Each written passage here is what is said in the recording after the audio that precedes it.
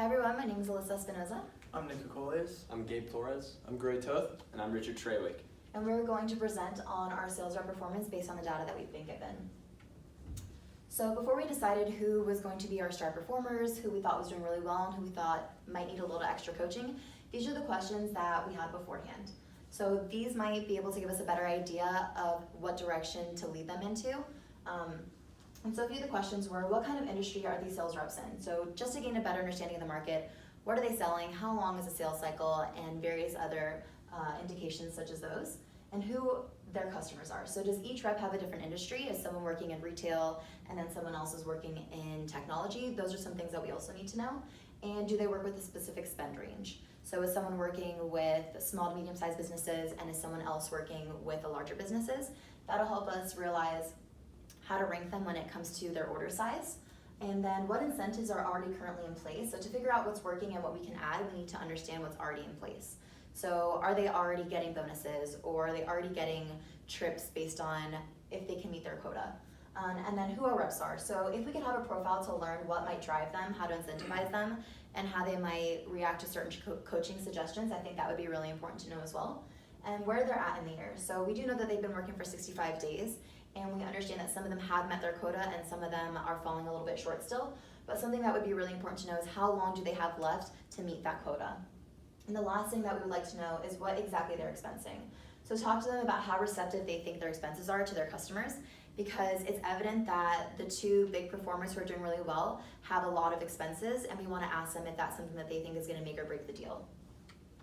So to start, we could have chosen a few different people based on their sales numbers or their growth, but what we decided was going to be really important to us and how we categorize the best rep was going to be based on effort and effectiveness. And based off those two values, we decided that Frank was going to be our best rep out of all of them. And so the reason why we chose Frank is, one, because he has the largest amount of sales. Two, he has the highest potential to current sales conversion ratio. He makes the most amount of calls by far out of all the other sales reps, and he handles the most accounts. And so he also has the largest amount of growth, which is a really good indication that he's doing something right. And he has the highest number of orders. So with the above average conversion ratio and batting average, and the amount of orders that he has, this is all going to come together to give him that large amount of sales. So the only coaching advice that we would give him in order to maybe increase his batting average would be, since he does call significantly more people than the rest of the reps, and he has the highest sales per day, one of the most competitive success rates is something that he also has. We can work together on getting more value from each call. And so that's something that we can work with Brick to do, because he has a higher average sales per order. And so if he's making all these calls, he can increase his batting average and he can increase the order size. So the most efficient sales rep is definitely Brick. Now, while he makes less than average calls, his average order is definitely higher than the rest of the reps at roughly $11,500. Like Frank, Brick also has a large amount of expenses, which probably leads to a higher success rate. Now, he has one of the highest growth rates amongst the rest of the reps at 17.73%, which is one of the largest market shares as well, which could be a clear indicator to potential growth and continuous success. Now, he not only hit his quota, but he surpassed it and has one of the highest percent to quota amongst all the reps in total. So the only coaching advice I would give to Brick is to encourage him to make more calls, as he is very efficient. If he were to make more calls, he would basically increase his sales overall, and we could probably do this by offering just more incentives. And also work on batting average to get more conversions from calls to orders. Maybe expand the market of whoever he is targeting, because since he is getting big orders, he's probably only targeting big time money spenders. However, if he were to focus also on the low time spenders, he can basically include those customers and get an overall greater amount of sales and overall performance. All right, the sales rep that we chose who needs a little bit more coaching is San Diego's own heartthrob, Brian Fantana. Though he may be dashing, he actually has the lowest batting average of .38, which is 15% below the average of 53%.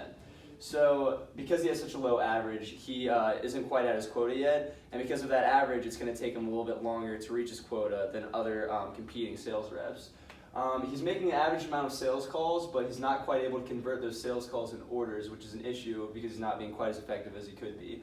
He has below average number of accounts as well, and has one of the smallest number of orders. In addition to all this, he also has the lowest growth rate. So any advice that we would give him, we'd probably say that he has much lower expenses, so he can focus on those expenses and utilize them in order to be a lot more effective with his sales. So he can convert those cold calls into orders just like the rest of his reps, such as, Frank, who is doing a lot better and has a lot higher expenses. Also, because of the lack of effort that's being put in, he could increase that and become a lot more, or because of the lack of effectiveness, he could increase that, be a lot more effective in his calls and convert those to orders as well. So that's about it on Brian Fantana. The second part of this assignment, we have an overall pipeline analysis for the 5 reps listed here. It goes through the different categories of the sales cycle. The numbers sometimes are hard to compare rep to rep, so what we did is we did conversion ratios for each of the categories, and based off of that we came up with an average amount, or what we are going to call our core numbers for what we want our reps to be hitting. There are 100 cold calls, 30 set initial meetings, 19 proposals, 10 negotiations, and 5 pieces of new business closed. Our biggest thing that we did was pairing up those who are good at certain things with those who are weaker. So just by looking at the ratios, Chris is clearly very strong on the phone, whereas someone like Leaf, who's having a hard time getting those calls to initial meetings, we kind of took that as a strategy to really help our team together.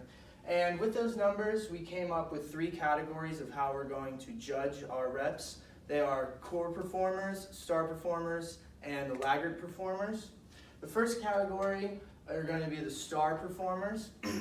And one of the biggest criteria for this is they do have the most new business. So at the end of the day, we're here to close the sale.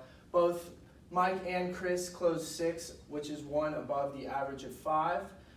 Mike, he's very effective on the front end. He puts the effort in. However, we see on the back end, he could use a little work on his closing technique. So he is able to get the customer to that final step. However, he does lose more business than he should. So we suggest that you work with Leaf, one of our the strongest closing rep we have. Our next star is Chris. Just looking at the numbers, we would determine that Chris is probably our strongest salesman naturally. However, Chris has a very hard time putting the effort in on the phones. He's 26 calls short of his quota, which is 100. He's only making 74 calls. So our advice to Chris is that we want the rest of the team as well as his managers to hold him accountable, because if he just made those extra calls with the same exact ratios he has now, he would get 2 pieces of new business. Our next category of how we broke down our sales rep is core performers, and we had 1 core performer, which is Gandalf. And as far as numbers go, Gandalf's hitting all of his numbers, quotas, he's average rates, so that's what we like to see. And however, Gandalf is putting in maybe too much effort on the phone, and we'd like to convert that to maybe be more effective down the sales process, and which would translate to closing more deals. And some coaching tips we'd like to offer is maybe pair him with Chris, because Chris is killing the phone, and if we could translate that to Gandalf, that would help our company overall.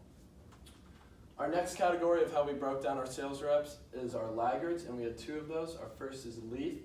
And of all of our reps, Leaf is the strongest closer at 80%. So he's really helping our company closing those deals. However, at the front end of the pipeline, Leaf struggles. He's not making all of his calls, and just at the beginning, he can't really set those initial meetings. So what Leaf can offer for our company is he can help everyone maybe with some closing techniques, because he's killing it on the end of the sales process. And our last laggard is Petey, and he's kind of the same as Leaf. On the front end, they're hitting their numbers, and he's putting in the effort, but we'd like to see him be more effective in negotiating business, because he's way below average when it comes to his proposal and product pitch. So what we'd like to do with PD and Leaf, we would like to pair them with Mike and Chris, because they both are doing very well in those areas. So before coming to any conclusions of how we classified our best and worst reps, we'd like to ask some maybe additional questions and further information about our industry and competitors, see what their averages are, just so we can compare before we come to any conclusions. Also, some ride-alongs with all of our reps, and maybe just see how they're working the phones, just to see if there's any things like they're doing wrong that could help our business. Thank you. Sorry, I say we like take that. I agree. Also,